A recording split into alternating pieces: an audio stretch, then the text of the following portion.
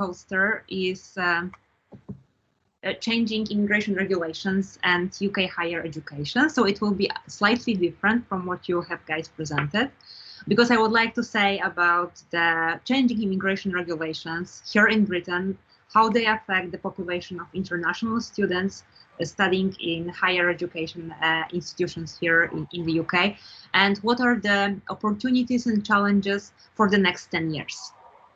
So to give you a little bit of the background, I would like to start with some statistics. So international students make a big part of the students here in the UK. About 20% of all student populations are international students, 6% coming from European Union countries, and the rest 14 from non-European Union countries, and this distinction will be important for the rest of presentation. However, when we look at the population of postgraduate students, this percentage gets even bigger, and 35% of students in postgraduate courses are international students. Obviously, it translates to high amounts of money paid by international students in tuition fees. So 7 billion pounds every year are paid in tuition fees by international students. This is out of 20 billion pounds paid altogether by all students. On the top of this, international students also pay rent for student accommodation, which is another important element of the total income of the UK university sector. And we must bear in mind that there is huge disproportion between different universities in the number of international students. So for instance, at the London School of Economics, 70% of students are international students, and at our university, only 5% of learners are international students. A little bit about immigration regulations and how they currently present the opportunities for international students to come and study. So I would like to start with an observation that education, both compulsory and post-compulsory, is a pathway to integration. Obviously, if certain conditions are met, and it's also important to take into account the differences depending on the place of origin. But in general, by having education, by being a student, a member of the student community, one can become a really well integrated member of society. However, as I will say, because of immigration regulations, not everybody is able to stay in Britain after graduation. Currently, it's not the case of EU students who currently pay domestic tuitions, as they are treated as home students. They have access to financial support and ability to remain in the UK after graduation. However, this will change after the end of Brexit transition period, now planned for the end of this year 2020. The situation is very different for non-EU students who have to pay much higher international tuitions, have no access to student finance, and for the last 8 years didn't have access to post-study work visas, which meant that after graduation, international students were required to leave Britain for 4 months after graduation. Contrary to public opinion, international students do not overstay visas, but choose to go back to their countries of origin. And as I say, this is contrary to public opinion. For the purpose of this poster, I did desk research, but also did my own research of press discourse, and I analyzed 2 more pro-wing titles of everyday newspapers, and the period of analysis is between 2016 and 2020, so 4 years of analysis. And I would like to share with you some observations how the media discourse and political discourse present international students. So to start, EU students are portrayed as free riders, and this excerpt, this part from a Daily Mail from 2017 says that over 12,000 students from European Union countries went missing after graduating from British universities. And here the newspaper is making a point that EU students don't pay back their student loans. Non-EU students are portrayed as future undocumented migrants who overstay their visas either they overstay their visas after graduation, or they don't even study but just come here to work, pretending that they're a student, to say it like this. And here an interesting observation that I would like to share with you is that in 2016, Daily Mail wrote that 100,000 students a year from outside Europe are failing to go home. And in 2017, a year after, this number melted down to 50,000 foreign students a year who don't leave Britain after completing their courses. So it's just an example that these numbers are just made up, and the statistics show that actually people leave Britain if their visa expires.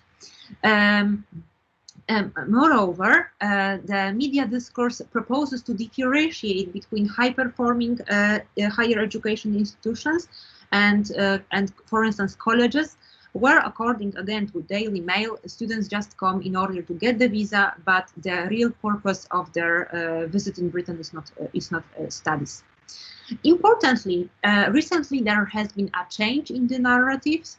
And here an example from the Daily Telegraph from 2017 with an observation that not only the students leave Britain after their graduation, but also they are an important asset for Britain and not a burden.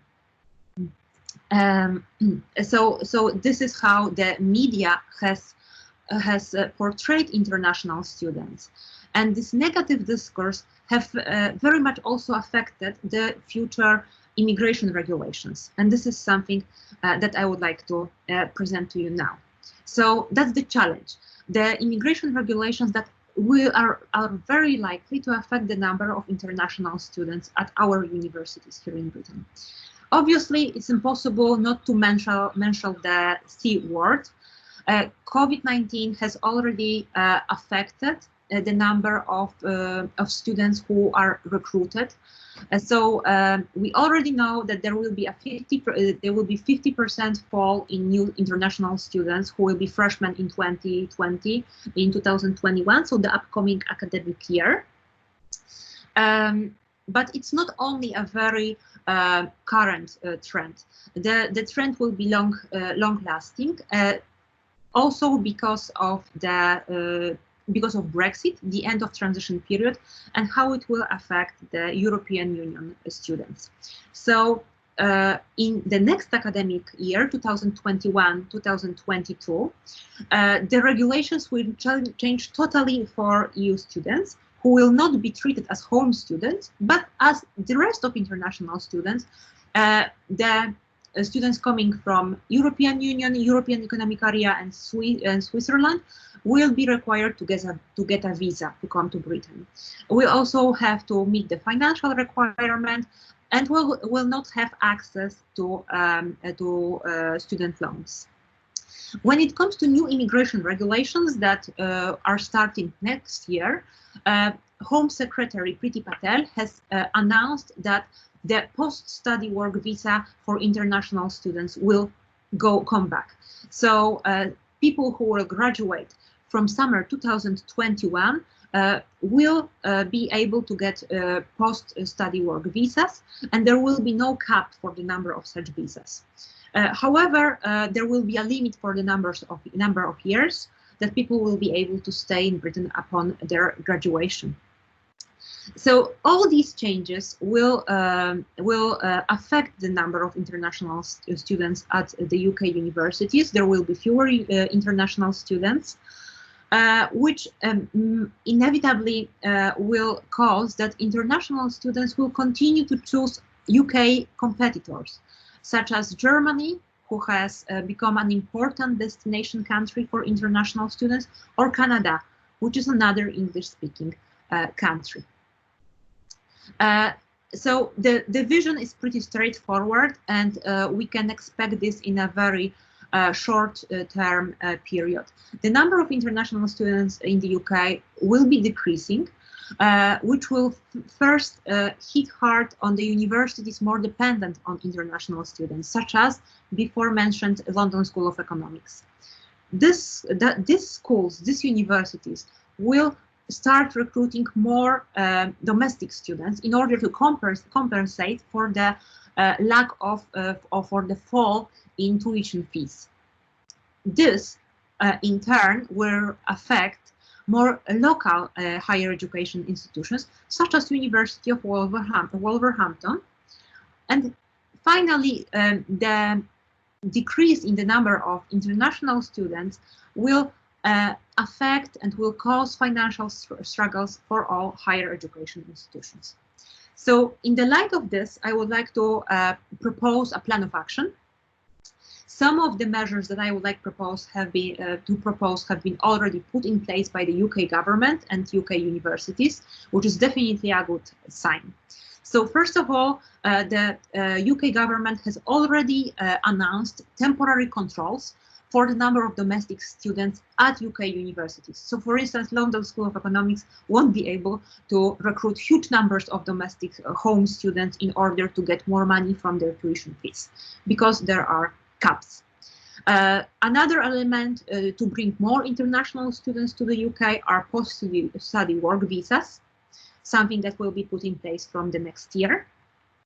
Another important element would be to remove the numbers of international students in UK immigration targets. As we know, international students don't stay in the UK upon their graduation, so they shouldn't be treated as other migrants in Britain and included in UK immigration targets that have been made smaller and smaller recently and not met. And it's another element of acting is in putting in place transnational education. And an example of transnational education is opening up overseas campuses or overseas branches of universities. And here I put a picture of the planned campus in Dubai, campus of University of Birmingham. And finally, it's also important to offer scholarship and student loans for international students studying in the UK, especially individuals who perform very well.